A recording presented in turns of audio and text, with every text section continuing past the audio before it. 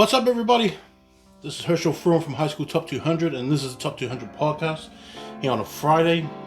If you're new to this channel, please like and subscribe and comment and all that other kind of stuff. Click some ads on my website if you wouldn't go on my website. Click some ads, get me paid because Google can pay me for all that kind of stuff when you click on ads. So why not? You don't have to buy anything, just click on the ads. Click a couple. But like I said, it's Friday.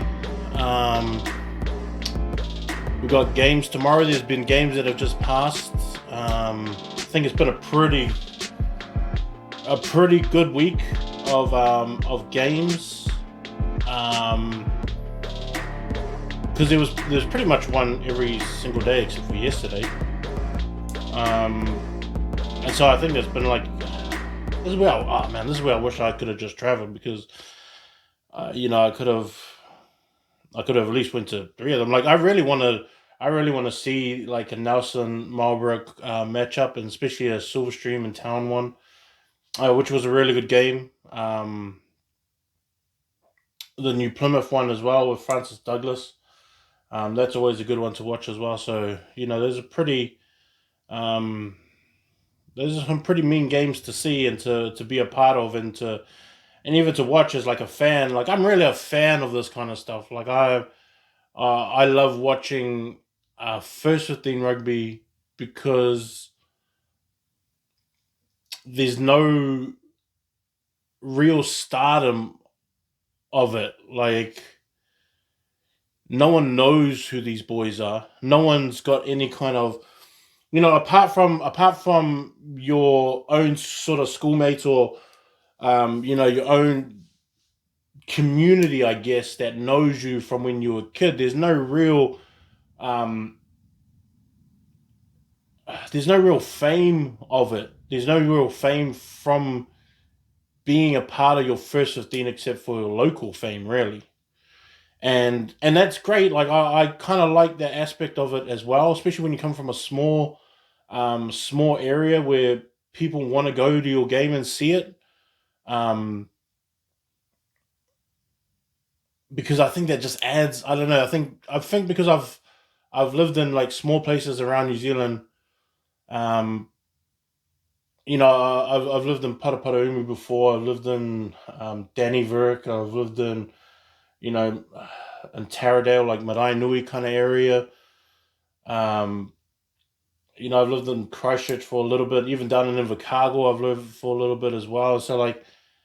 Being in these small places, even Tawa, when I was in Tawa for about 6-7 months, like I think it just adds to I think it just adds to the local scene, just being sort of like a local hero, and before all the fame kind of stuff starts off, and I just like it for that aspect of it. But then I want to kind of add to it in terms of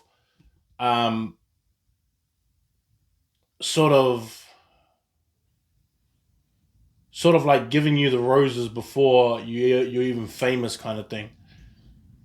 Because I admire the effort and dedication. Like I always talk about, I admire the dedication that kids have and the sacrifice that they have to want to be good and want to be able to perform. And a lot of them aren't thinking, and I think that's a misconception that people have, is that a lot of them aren't thinking about the accolades of it and all the acknowledgement and achievements and trophies and stuff like that for themselves. They're thinking of it more as a team, because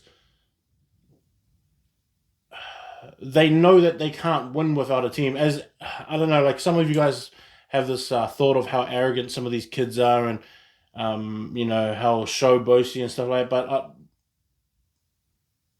pretty much 99% of the kids that I've known over these years and have talked to have always leaned on the team concept. It's got nothing to do with themselves. It's got nothing to do with what they can get out of it. They want to achieve it as a team. And I'm talking about kids that I've talked to that are now All Blacks and Super Rugby players and stuff as well. They never ever talked about themselves as being the reason why they're good, or the reason why their team is doing well, or the reason why they're going to make it to nationals, or win the national championship or anything like that. It's never been that discussion where it's been all about themselves, and they've um, and they've always kept that in perspective, that it's always a team sport. As much as people want to think differently of a lot of these boys, is that they've never really talked to me about it being their chance to make New Zealand secondary schools, or to, get a contract, or to have the NRL look at them, things like that. It's never been there, things like that. I, on the other hand, have I when I talk to these boys, and I listen to their situations, and to things that they want, and then I kind of place opportunities there without them knowing, kind of thing. And because, as much as a lot of people wanna want to, and I'm talking about professionally, as much as a lot of these professional teams say that they leave the kids alone and they let them grow, and we want them to be strong young men and blah blah blah, whatever. A lot of them are full of it, to be honest. And the kids that I know that want to go the NRL route, or they want to be seen, or they want to, I always make sure I make calls to the right people that I know that will go there and appreciate that type of player and that person and that drive. And then I won't tell the boys that that's what's happened, but it will then, I would say 60% of them have paid off, and are now professionals. Just because I knew, and a lot of it's got to do with character. A lot of it's got to do with character. And for you boys that are listening to this, I know a lot of the kids don't listen to this. I know a lot more has to be more with the parents and stuff, and coaches and reps and all these, just people that are interested. But kids, and all you boys that are listening that are year 13 or that are year 11 as well, that are coming through first 15, your talent is only a small part of that, of what they are looking for. And when I mean they, I mean like reps and scouts and coaches and professional teams, because they want to know that you're going to be an asset to them in a way that you can help build their team and franchise. For example, they don't want guys who have continuous troubled pasts. They understand people that make mistakes, and they're fine with that. But they don't want it to be continuous. They don't want it to hear about a kid that has an attitude problem to the point where they get kicked off the team, or where the coaches just don't have them in favor anymore. And a lot of that stuff has to do with you as a player. There has to be a point where you as a player have to look at the situation and go, well, that is my coach, and I'm just going to do what my coach says. And I'm just going to do what he wants me to do for the team. And I know players that have kicked up a fuss about stuff like that, and they kept it, and I think to a point where they, how do I say this? So to a point where they made their point, they said what they wanted to say, they had their little protest. They had their little protest, and what they believed in. They stood up for what they believed in, and then they sort of stopped showing commitment after a while. And then you find out that it's July now, and you're still protesting. The team has still played 7 games, and you're still not a part of it because you're still not willing to, I guess, come to the concept of the team or the coach's idea of what the team is. I think sometimes as players, and I'm just talking about strategy wise, things like that, not like an ethics thing or anything like that, just strategy wise, positions, player positions, things like that.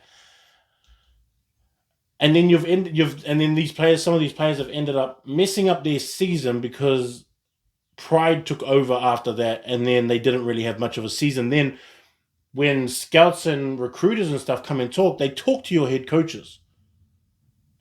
And so your head coaches are either going to tell the truth or then mix it a little bit with hoping that you get an opportunity.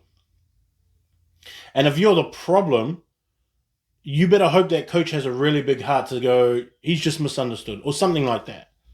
Because to me, it's not always the coach's fault. And I know, and I've heard a lot of situations over the years that I've done this and what's happening between coaches and players, and either one's being a dick or the other one's being a dick. Just stuff like that. And to be honest, it's kind of like 50-50 because I understand some coaches as well, just those ones that, and this is where my argument sort of to it sometimes is that some coaches do just come in and blow it all up and then just pick what they want to pick without really kind of any background on kids and players and what they've done. They just thought, oh no, I'll just go off first impressions and things like that, and then teams get messed up. And coaches have their own style of doing it, but kids at the same time, you have to understand and have that understanding, especially in first 15 rugby and in high school, before it becomes professional and becomes a business, that you have to just make the situation good for you and just play through whatever. If you're a first five and they'll put you on the wing, just be the best winger out there until you get your opportunity to play first five and all that kind of stuff. That it comes in trainings. Just be a good character, be a good teammate, and be a person that's for the team. And then when you get your chance to prove yourself, take that chance and then just prove yourself. That's kind of how it is. But if you want to be seen and you want to be taken seriously, it is really, in all honesty, a lot to do with your character and your asset that you're bringing to the team so that you don't break the team system down. And because when you get into a locker room with guys who are professionals and have been professionals for 5 or 6 years, or you come in as just a fresh teenager and you're 19, almost 20, and you've got a 30-year-old or 31-year-old who's got 3-4 kids, and then you come in acting like an idiot, that 31-year-old is going to put you in your place, and then that's called, I'm not giving that guy the ball, don't pass him the ball, don't add him part of this, and then you could easily be pushed out. Then, because you're still young, you still act like a young guy, and you do it that way, instead of offering that same respect to those that have already paved the path for you. Veterans is a really important thing, and and that's something that I wanted to talk to. I think some people don't understand veterans, and I think this is kind of where New Zealand lives in the past in terms of doing your time in club rugby to get to Mitre 10 to get to Super Rugby, where it's not like that now. Not at all. I don't care who tells you. They're not looking for a lot of talent in for Super Rugby or Mitre 10 going to clubs. It's not that way. I promise you. And I'm not trying to be a dickhead to all the people that are club people. That's fine. But if you've been through the system trying to get into Mitre 10 and Super Rugby, there is a space and time where that is really small. And it is short. And you're really, really lucky if you become 27 or 26 and then you get your shot at Mitre 10 Cup. You're really, really, really lucky. Especially if it went on to Super Rugby. You're really lucky because they are not looking in those age groups. And they're not looking at those things. You are there pretty much, and in all honesty, you're pretty much there to play against the guys that they want to develop and bring through. That, to me, is the honest truth of what club rugby is there for. For Super Rugby and that. For Mitre 10. Mitre 10 is like a great... another stepping stone to get into that, but then at the same time, and you could look too, and if you don't believe that, that's fine. Honestly, if you don't believe that, that's fine. But do yourself a favor, have a look at those rosters of all the Mitre 10 Cup teams, and look at how many guys there are under 25, and how many guys there are older. That age gap is dropping. That age level is dropping. And I know because I've seen a lot of these guys. Like when I watch Mitre 10, right? I pretty much watch for all the top 200 kids that I've seen come through. That's what I watch for. So, like, I'm a Waikato fan. I love Waikato and I love the Chiefs, even though we're not doing good. I still love the Chiefs because I'm a Chiefs guy at heart, hard out. But at the same time, when I watch Mitre 10, I don't really cheer for anyone really. I just cheer for the guys that I've seen come through top 200. I love watching that kind of stuff. And there is, if you look at the roster, a huge amount of guys that have come through that are playing Mitre 10 Cup and that have been a part of the top 200. And if you've been following top 200 since 2013, remember, this is only 2013. That's when I started it. And there's a bunch of guys from from high school top 200 and Mitre 10 level. That's just Mitre 10. Last year or this year was the first year that I saw a full backline of just top 200 players, which was buzzy to me. When you have a full backline of kids that you saw when they were at high school, all of them, from 9 to 15, every single one of them were a top 200 player. And they were like 3 in the forwards or 4 in the forwards or something like that. Now, if you're thinking 2013 and you've got a full backline of top 200 players, and I only started 2013, and you kind of look at it now and you're like, well, these guys are the ones that made it into Super Rugby. Yeah, exactly. They made it into Super Rugby. So what makes you think that a lot of them are looking at club rugby to find their players? Now you got to think about that. Like, a lot of the times, like, people don't think about it like that, and that's fine, because there's a lot of these club guys. Like my dad, he's like a hard out club guy because he came through that system. Like, obviously he's in the 70s and whatever, but he came through Eden Rugby Club, because my dad used to stay across the road from Eden Rugby Club. And those that are part of Eden Rugby Club that know in Central Auckland is just down the road from Eden Park. And my dad from Gribblehurst Park, and then my dad lived across the road with fish and chip shop is, lived across the road at Pace Avenue. That's where my dad was brought up. So he went to Eden Club and he started there. And so that's where his loyalty lies, in the way that he thinks about club rugby. Then he went on to Mags and played first 15 with Brian Williams and all these kind of guys as well. And then he has that connection. But he doesn't see first 15 the same way I see first 15 and how the players come through. He's only starting to realize that kind of stuff now because I talked to him about it. And I said, nah, Dad, look at this. And I started showing him all these guys that came through. And I said, now, why would you think that club rugby is the one that provides all this stuff if you've got all these bunch of young kids that I looked at and I've taken photos and I've seen and I've written about ever since 2013, and now they're starting over all these guys who are 26, 27, 28, 29, that are all playing club rugby and not getting a shot because young guys are coming through. That is not the fault of those guys. That's the fault of, and that's not even a fault, but that's just a preference of what Super Rugby coaches and scouts are looking for. NBA has the same problem. They started seeing the same problem in the NBA. And we are getting like that as well, because it's going to be that same problem. Now, I think, and as much as I love it that all these young guys from top 200 are making it, that's fine. But at the same time, there's going to be a point where your veterans are 25. And they don't know about what the professional world is about. Like, I grew up watching basketball from the 90s. So, to me, when rookies came in, they had veterans that showed them not just how to play the game, but how to be a professional, how to be able to perform off the field in public without being a dickhead to people that you're just not really feeling like wanting to connect. And I understand that too.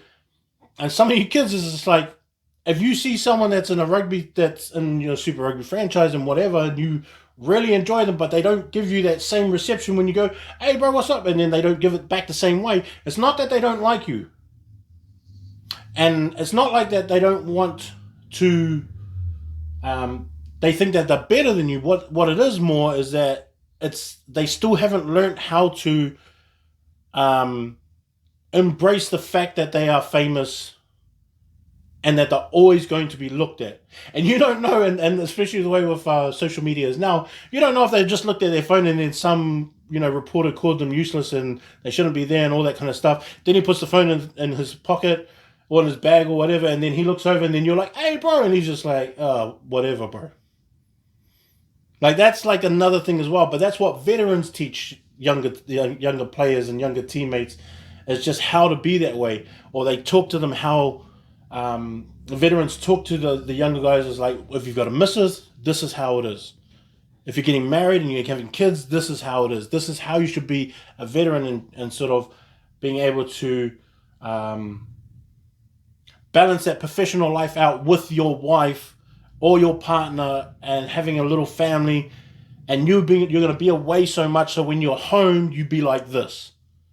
You'll be attentive. You be present. You be off your phone. You be like there in the house. That kind of stuff. And because I've spoken to a lot of professional players, and that is like one of the. I actually think that's more important to be present in the home when you're not on the field than actually being at training.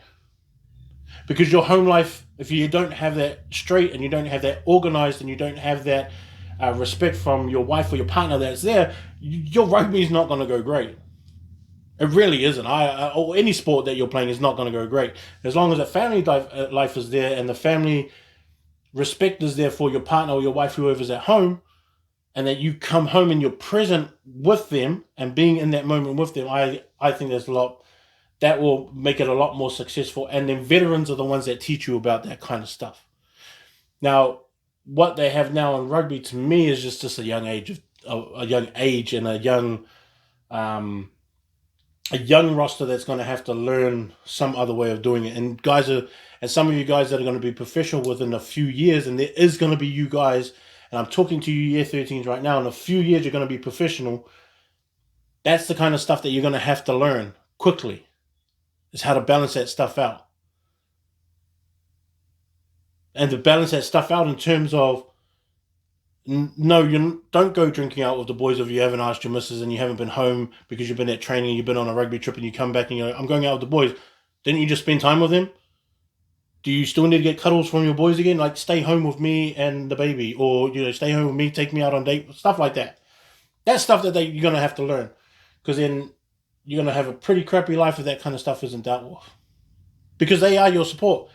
Because when things are not going well in your trainings and stuff, and you go home and complain, she's the one that's going to have to listen to you sulk and cry about, like, oh, he's not giving me this much time and blah, blah, blah, not passing me the ball, and I'm not getting opportunities. They didn't dry my socks properly. Stupid stuff like that. Your missus is going to have to listen to it. So give them the right as well to feel like that you're a part of their life, and don't just make it about yourself when it comes to being a professional. And a lot of professional players have that problem. I've talked about this a little bit before. I'm still trying to get a few guys in. I think if I lived in Auckland, it would be easier just to get guys in, because a lot of guys are in Auckland that are keen to come on. But I'm going to get some guys in to come and talk about being a professional and how it actually is and how it affects you, because that mental health side of it is really, really important. And it's not just important for your rugby, it's important for when you finish rugby, and then how to deal with it and all that kind of stuff. That's why, to me, and honestly, the reason why I'm with We Are Tenzing and Brooke Howard-Smith and what they do in terms of their management, and not just managing like sportsmen or anything like that, but even influencers, is that they take care of you when you're done, or they know how to help you when you're done. So that's kind of like what I like. I like to talk about and help sort of guys think through how they're going to be when they're finished. Because obviously you guys all know that there's a lot of life after this that you have to live, and you can't like reminisce on the days that were just great to you, kind of thing, right? But yeah, just that kind of stuff. And like we'll get back to that when I get the guys in. Oh, lucky I put my rubbish out. Even now I got to do my chores. I wanted to look at. Oh, we're going to look at predictions as well, right? Because there are some massive games, right? There's some massive games here where St. Kennigan's could get knocked off this week. And this is how I'll do it, right? And I guess kind of because I know, and I've told you guys, that St. Kennigan's have a young backline. And I'm not talking young like the year 12s and there's just a bunch of year 12s and maybe 1 year 11. I'm talking about 3 or 4 year 11s and a year 10 coming off the bench with 1 year 12, 1 year 13, or 2 year 13s and things like that. That is a really young backline. For me, personally, they're lucky that they have a forward pack that is the best in the country. Now, that's cool and that's fine and whatever. They still have to play the game and they still have to be able to secure that win. But for me, if I was Auckland Grammar, I'm going to be overly physical with that forward pack. I'm going to make sure every single breakdown is really worked at. And make sure that you pull everybody in so that they have to keep working that breakdown and they can't leave early. They can't set up early. They can't play the ball fast. They can't get the ball out to Jade quickly. Because that's going to be the problem. If Jade gets the ball and your forwards are still trying to set up because you haven't actually made St. Kitts work at the first ruck, then it's going to be bad.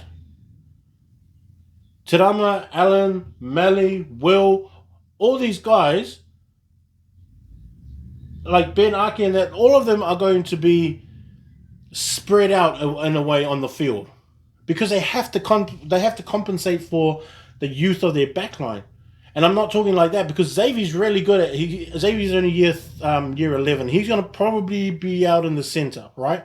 And that's fine because Xavier's really good and he's good at he's a really solid defender for a year 11 kid. And I saw this last year at under 15s. But at the same time, he is still young. And he is still catching up to the speed of the game, which is different. You can't go from under 15s to 1A and think that they can get it in a few games or so. It's not at all. Not with the speed that that Auckland Grammar can have. Because remember, Auckland Grammar's got He's going to be standing across from Xavier. And as much as I like Xavier as a player, I don't think that he can handle Fihi's been playing since he was year 11 at Auckland Grammar. And he's going to be across from him. It's going to be different. It's going to be a good first half and Xavier's going to put it all out there. But in the second half, after being battered and stuff like that, he's going to need some help. And that's where Tarama comes in. And that's where Will comes in. And they've got to get over there and do something. Right? They've got to put Ben out there somewhere. You know, like Tane has to go out there. Tane also has to go out there and help him out. Something like that. Something has to be where Xavier and the other year 11s in that back line, they're going to need that support from them because Blake and Jade can't do it by themselves, especially when they have to kind of spread out. They need that other help. And that's where, to me, if I was Auckland Grammar, and then I had like all that talent that these guys have, and I had all these big forwards, you know, guys that like, because I think, you know, Finau Halafihi is the best hooker in the country, and arguably, depending on who you talk about, is the best player in the country, right? Like, even though I have him ranked third, pretty much this week you're going to have the number 1, 2, and 3 best players in the country all in one game. But Finau and his pack, he's got Joe, and he's got Falcon, and he's got Gage, he's got all these guys in his forward pack. Guys like Conrad and that, if they all get physical and make that breakdown so hard and make them stay there because they can't afford to leave early or they can't afford to set up their next ruck, it's going to be a slow game, but at the same time, I think that they're going to find those breaks out there. Theon can get that ball out, get it out to Cullen, have Jamie come in from the back, from fullback, join up into the line, things like that. Tamariro is going to be out there. Like you guys, I think that's the way that you're going to have to do it. And I think that if they play that physical and play that violent within the rules, I'm not talking about the extra stuff. I'm not advocating for them to start throwing punches and knees and elbows. I'm just saying when you go in to clean someone out, you're putting everything into that hit. That's what I'm talking about, violent, that kind of stuff. I don't think St. Kitts will be able to keep that protection and security up.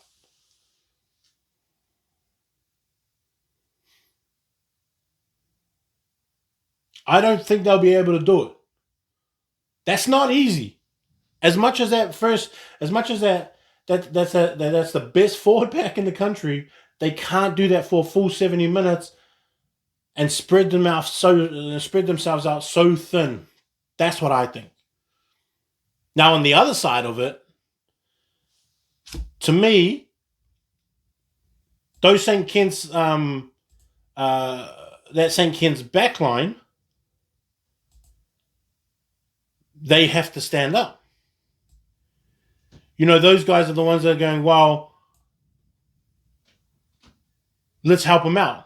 Let's do more. Let's produce for our forwards. Let's make it so that they don't have to come, or they can feel, I guess, feel confident. Yeah, that's what it is. Feel confident that they can leave us on our own and we'll be all good. Because to me, that's just, that's hard. That's like a hard thing to do. Is to spread your forward pack out that much. But I mean, hey, Tassessa knows what he's doing. He's a good coach. He's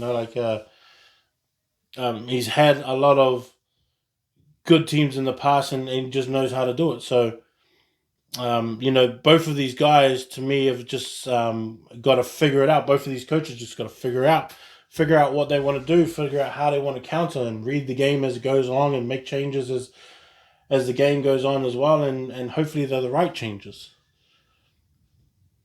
But I have a feeling that Graham will take this game, which is going to be a big one. And it's going to be a big shuffle.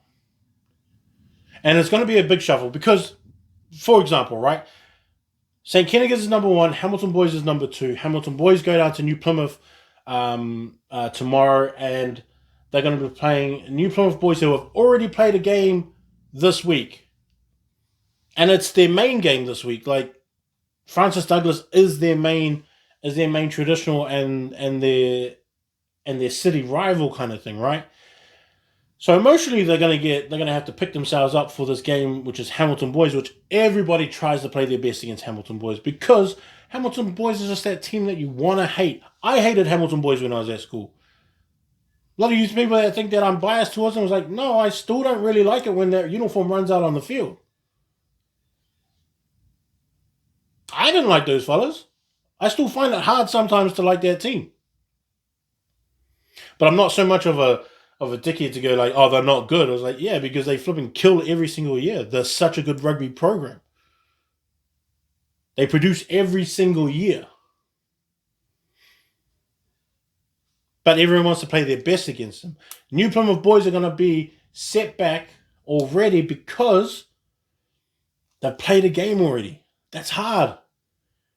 And Hamilton Boys are coming off a win against St. Paul's, and a really good one, and then they get their first 5 back Taha, which is going to make it extra hard.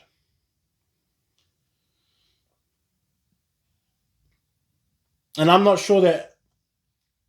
And Jack Parker actually rested for a little bit in this New Plymouth game so that he could come back for this one.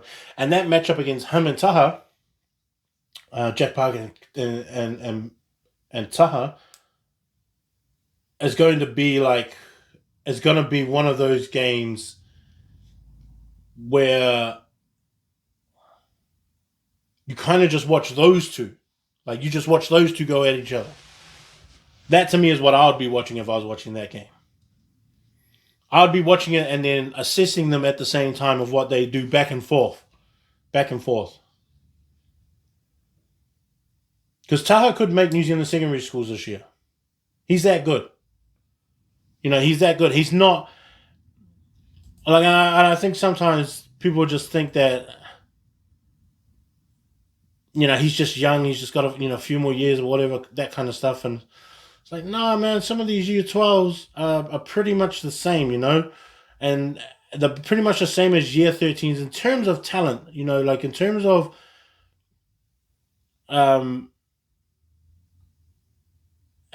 being ready as well. Because I think sometimes that and this is the other thing as well, is that when selectors, right?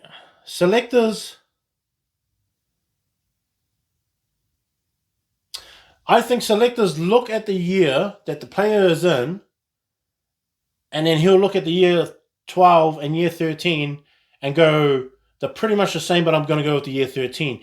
They may not even know that year 13 is actually a young year 13, and then he can come back the next year. That they just based it off the fact that he's year 13. But that year 12 may be better, maybe a better fit. But they'll give it to the year 13. Not actually really knowing that he's a young year 13. Remember, Caleb Clark made the New Zealand secondary schools 2 times in a row. He could have made it again because he was young. He was a young year 13. He could have made it 3 times in a row, which has been, I think, is the only one that I've seen, that I've heard of make it 3 times in a row. That I've heard of. But actually, I think there's another one. Hickey Elliott, I think it might have been. They made it 3 times in a row. Liam Mess. Yeah, I think it was them. Probably have to go, but can I have a look at it? But anyways, that's kind of how I think their mindset goes. But what I was saying before is that when you've got the number 1 team, St. Kitts might lose. Who I'm picking, they might lose to Auckland Grammar. And I'm picking Grammar in this game. Hamilton boys, I think, are going to win against New Plymouth boys.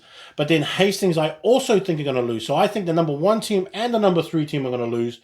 And Palmy boys is going to come up. Auckland Grammar is going to come up. And Hamilton boys will most likely, if Hamilton boys win, they go to number 1. St. Kennigan's lose, they're going to drop, but I don't know by how much. That still kind of depends on what that score margin is, as well as when you look at it, Auckland Grammar's already lost the game to Sacred Heart, which moves Sacred Heart up in the rankings. And so the rankings are St. Kennigan's, Hamilton, Hastings, Auckland Grammar, King's College, Palmy Boys, Sacred Heart, King's High School. Those are the 7. No, those are the 8. With St. Peter's and Kelston boys rounding off that top 10. But then there could be a lot of movement if St. Kennigan's lose, Hastings lose, and Sacred Heart wins again. Now, Sacred Heart is playing St. Peter's College. Now, because I've already ranked them ahead of them, I've already ranked Sacred Heart ahead of St. Peter's. If Sacred Heart win again, and it's a close score, it may be just 1 spot up that they move. If it's a pretty good margin, then again it says how many spaces will they move up. More so if Auckland Grammar wins, they could only move 1 space up and may still be behind St. Kennigan's. If Auckland Grammar loses, if St. Kitts win and Auckland Grammar loses, they will drop back, and if Sacred Heart wins, that Sacred Heart will jump them. Palmy winning as well, I would put Palmy ahead of King's College, ahead of Hastings, and maybe in the top 2 or 3. Yeah, I would do something like that. But again, it depends on how much these scores are. how the differences between the scores is always going to make is always going to be one of those things I look at a lot. Because Kings aren't going to lose. Like, I'm picking Kings, who are fifth. They rank fifth over, and they're playing Dilworth. I'm picking Kings over Dilworth. I'm picking Sacred Heart over St. Peter's. I actually think Mags is going to beat Kelston tomorrow as well. And that's the other game that I was thinking of going to, is that Kelston Mags. So it depends whether I go to St. Kennigan's or Auckland Grammar or Kelston Mags or the Sacred Heart St. Peter's. Like, one of those three that I really want to go to. Just deciding which one. I think it just depends, right? Like, depends on my two little assistants and the rain, stuff like that. Yeah, and time. But, like, one of those three games I want to go to. Um, Fielding and St. John's. I'm going with Fielding on that one. I'm picking Tauranga to beat Rotorua. I'm picking Napier to beat Gisborne, but not by a lot. I think Gisborne are really going to push them. I've got St. Paul's Collegiate beating Hamilton St. John's.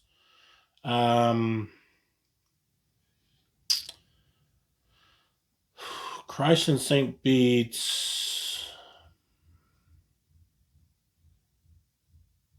See, I really think St. Bede's last week, right?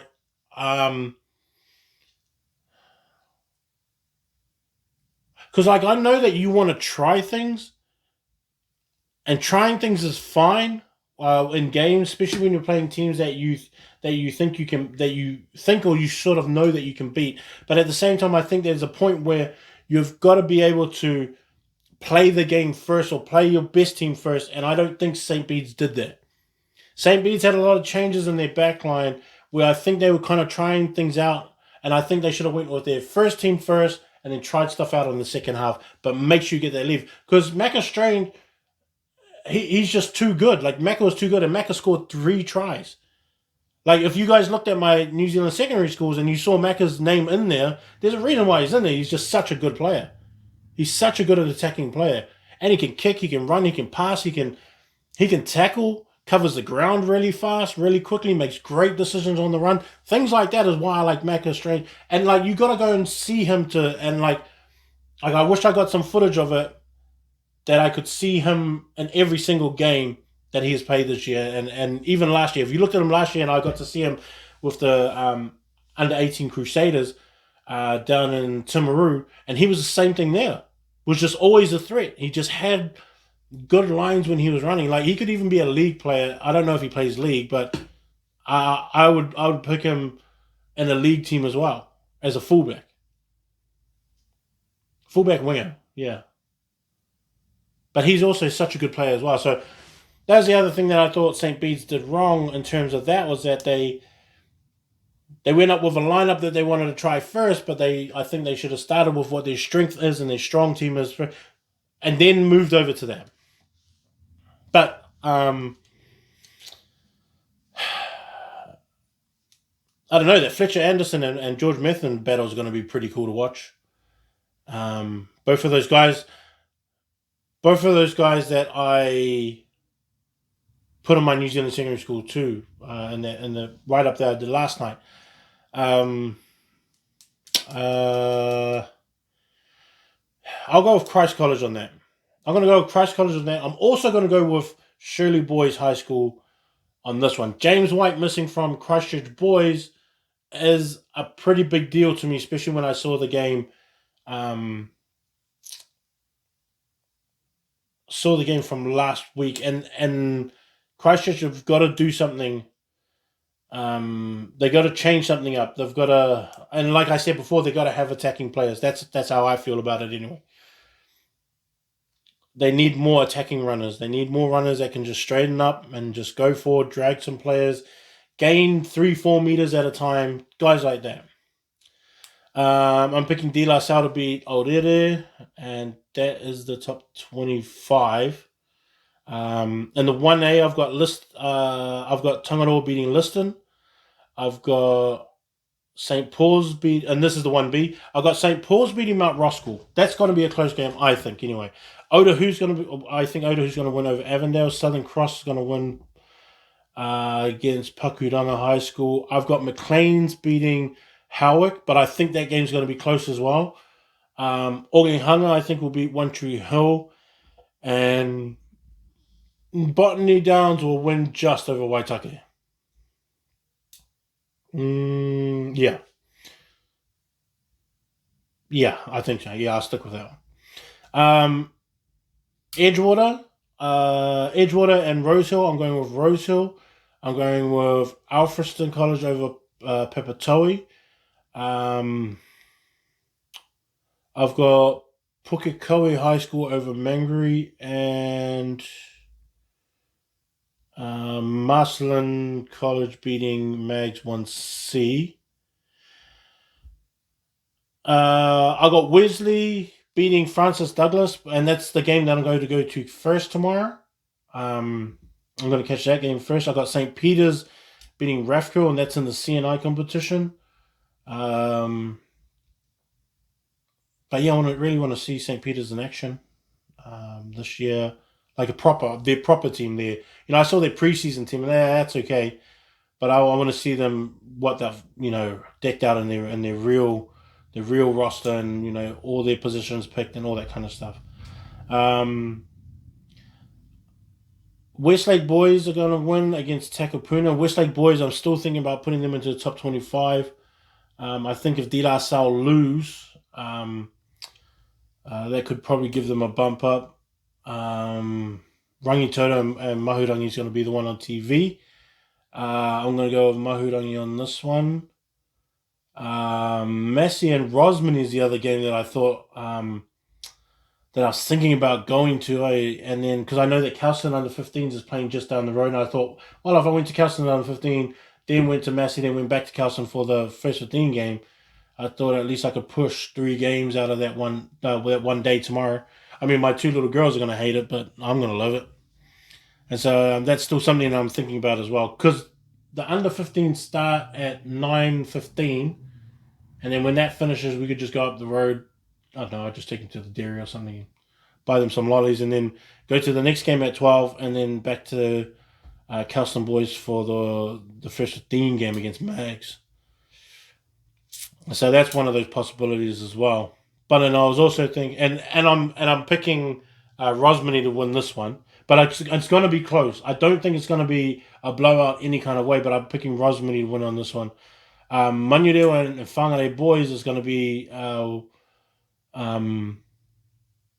the other game, and even Manureo's Whangarei Boys was one of the ones I kind of wanted to see, but I don't know. I still haven't made up my mind.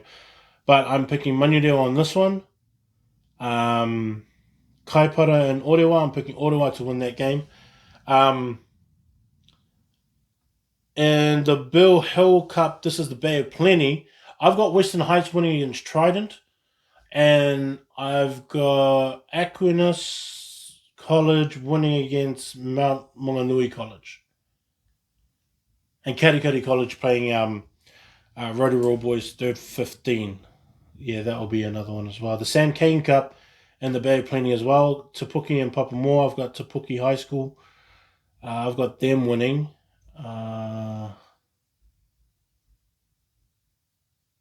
Oporiki College I think will win that one against Trident 2nd 15, and that's in the Aiden Ross Cup. That's Bay of Plenty as well. And the New Plymouth one, I think, which is called the Central, I think it is. Central is playing New Plymouth Boys 3rd 15 above Central. Opunaki High School is playing Inglewood High School. My nephew plays for Inglewood High School. And I don't know how good they are. Not too sure. But one day I'm going to go down there and watch them. I don't know. It kind of just depends on who New Plymouth is playing too. If New Plymouth has a really good matchup, I'll go down early and then watch them go. I was supposed to go down this weekend as well, but yeah, I'll just choose Inglewood over that on that one. Te Aomuru, and this is in Waikato now. Te Aomuru College are playing Matamata College, and that's in Henrietta. That will be a pretty good game to watch too. Um, I think Te Awamutu take that one. Cambridge High School playing Fraser High School. Cambridge, I think, will win that one. If it was basketball, I'd go with Fraser, but it's not, so I'll go with Cambridge. Hatupolda play against Te Aute College, and I'm picking Hatupolda to win that one. I think they're going to put up a big score too. It's funny, like if you guys talk to your dads and uncles, Te Aute College was pretty much what Hamilton Boys St. Kinnigan's is right now.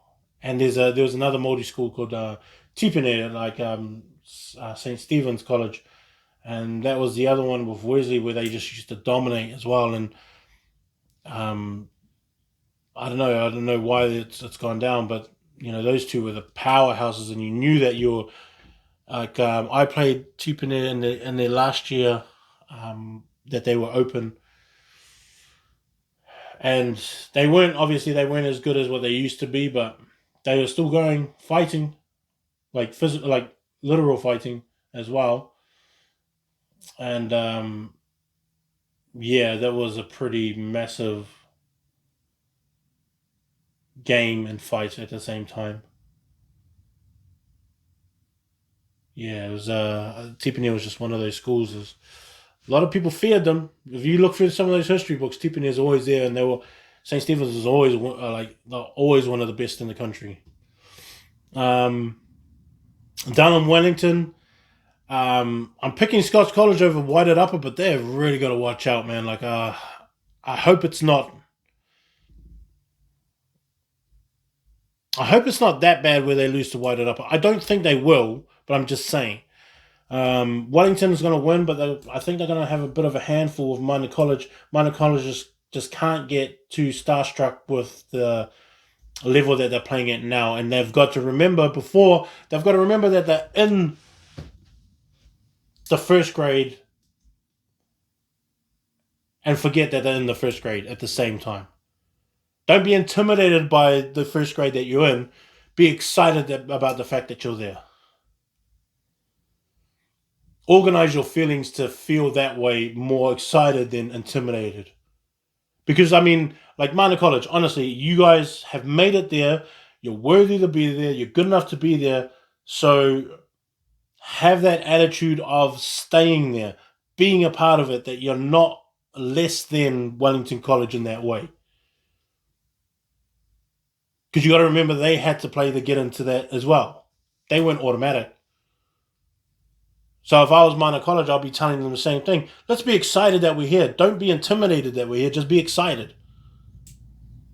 You've earned it. They had to earn it too. We're earning it as well, and now we're going to earn our first win. That's exactly the way that I'll explain it. Because I think it's just like teams that go into the 1A. They then realize we're in the 1A, but then they get into the 1A and then they go, oh crap, Kings is way too good. This is King's College. It's like, yeah, so what? They're in the same competition as you are. You played to get in here, so you are of this level. So be excited that you're of this level. Don't be intimidated that you're at the same level. Things like that. I think there's a lot of mind play on that, and a lot of kids just get too intimidated after the fact that they realize they're in that position, and they're like, oh shoot, we're in this position. These guys have got a bit of a, this is one of those things that I'm just not. I think I guess where experience comes into it, we just tell them it's not any different. It's not that much different. Tawa College and St. Bernard's, that's going to be a big one, but I'm going with St. Bernard's in this. Tawa's going to Tawa, I think, is really going to push them, but I just have St. Bernard's in this. I kind of have a good feeling about that team this year too. St. Bernard's and what they can do. John O'Little's there, and so him and what's his name, Jacob Laban, really good 7 and 8. Really good 7 and 8. And Jacob's signed for NRL club too, I think. Or hasn't not yet signed, something like that. But I know that he's hunted. A lot of NRL teams are looking for him, trying to get their signature. But I'm not too sure on who he signed with or if he really signed. But I'll try and find that one out. But I've got Rongotai beating Aotea College. Porirua College, I think, will beat Silverstream second 15. Wainui Mara High School will beat Wellington College second 15. I've got Hibs to beat Town second 15, and I've got Paraparaumu beating Upper Hutt High School. Paraparaumu is a pretty good program this year too, and I think that they were kind of unlucky not to make it into the first division. Bishop VR College, I've got them beating Rongotai second 15. Nainai College beating Hibs second 15. Onslow College beating Scott second 15. Taita College versus Hutt Valley High School. I'll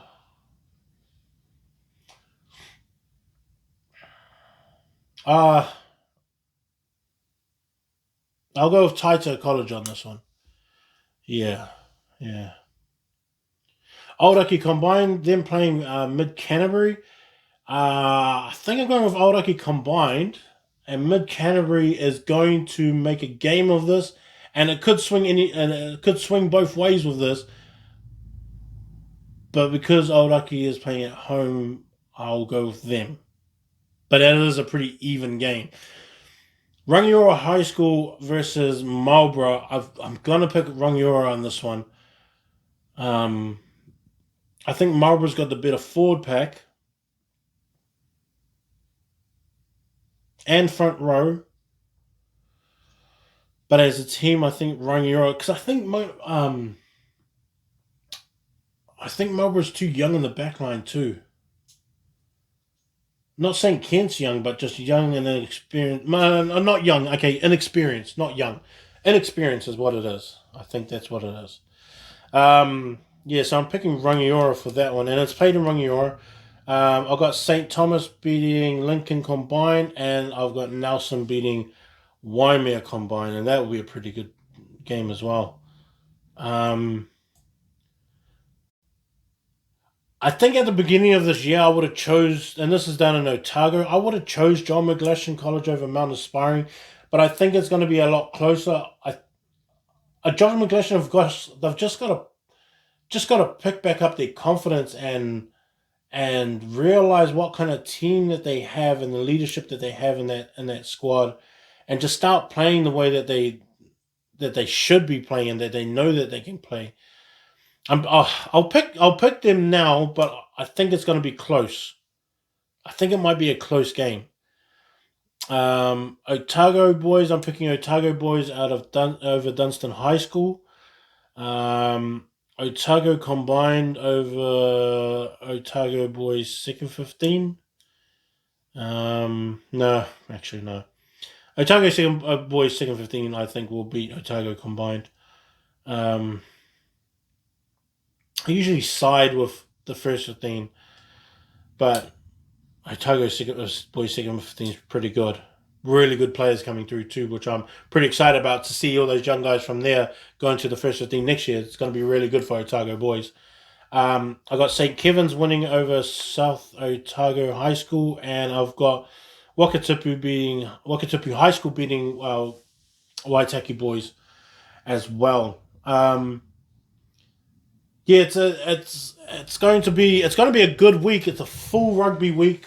A lot of games. A lot on the line in terms of rankings, especially in the top 25. But there could be some big changes in that top 10, depending on the results this week. So that's going to be pretty.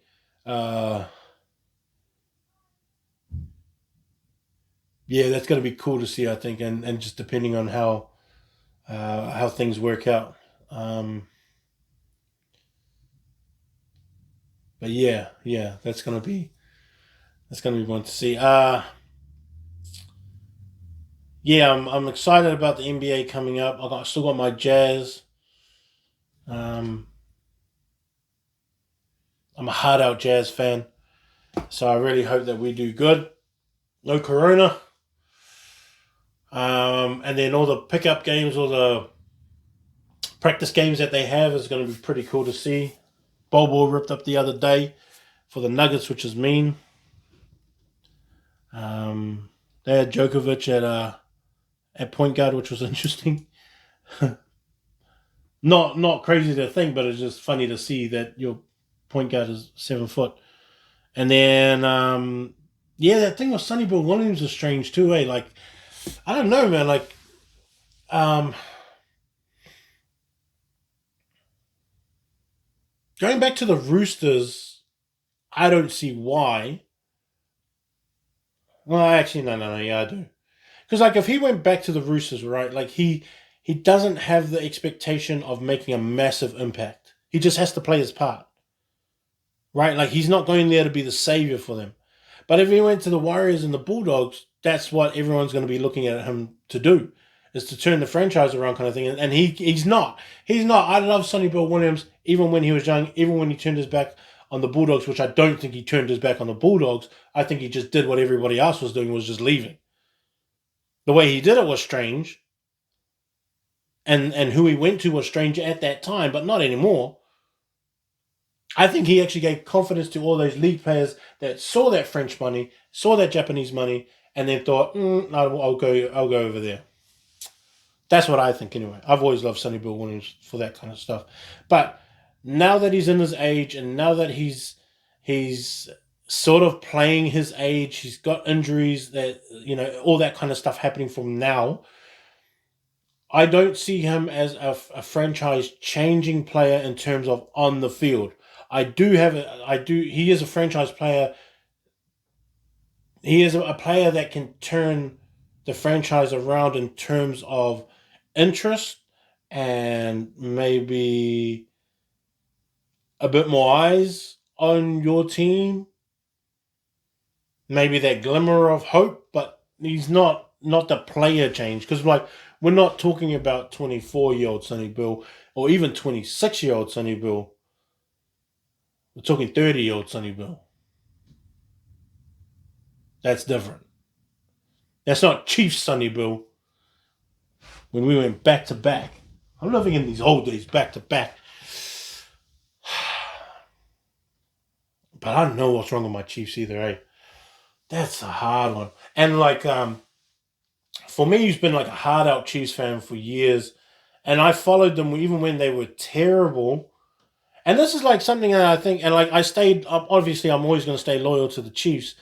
But I think this is where the argument comes from, and where sort of the All Black coaching thing comes from, where if you're from the Waikato, that Ian Foster signing, that Fozzie signing to us, and I'm speaking to the Chiefs fans that I know, that's not a confident pick from my point of view as a Chiefs fan. That really isn't.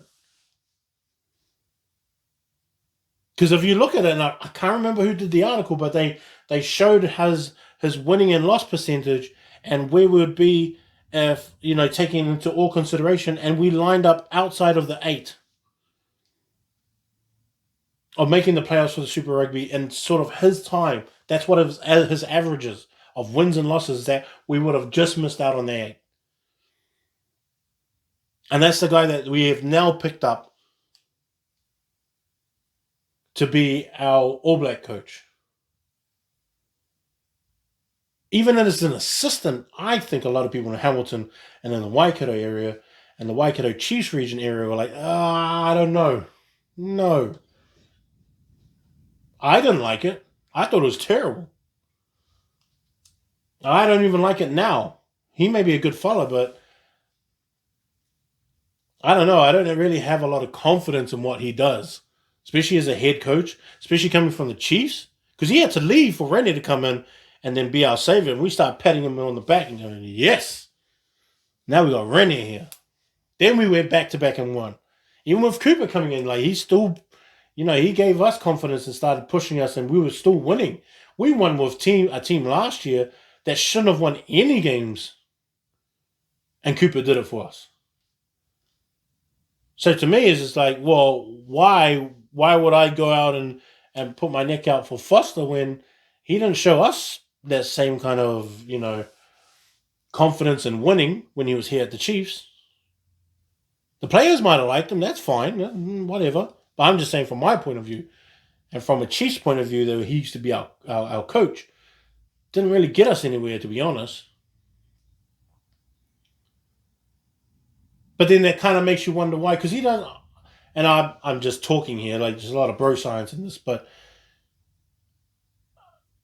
he's only on a 2-year contract, right? Now, I don't know any All Black coaches that get 2-year contracts because they usually get 4 to prepare for the World Cup. Now, if he's only got 2, and then they're not signing him on for extra, that kind of tells me that they don't have that much confidence either. Or they're like, well, let's just put him in there and then wait and see. Unless they knew that this COVID was going to happen, and then they're just like, we'll just give him that time. He's probably not going to play any All Black games anyway. COVID's coming. I don't know. But I'm always kind of like, let's give him a chance. But at the same time, I was just like, nah, man, like, that was too much for a Chiefs fan, for myself as a Chiefs fan, that we had to sit through that. Where we didn't even know we were going to make the 8. And then that was even the same year that we went to the final before, and we got smoked by the Bulls. Was that the record, I think? 60-something points? Something like that. Because I remember waking up for it.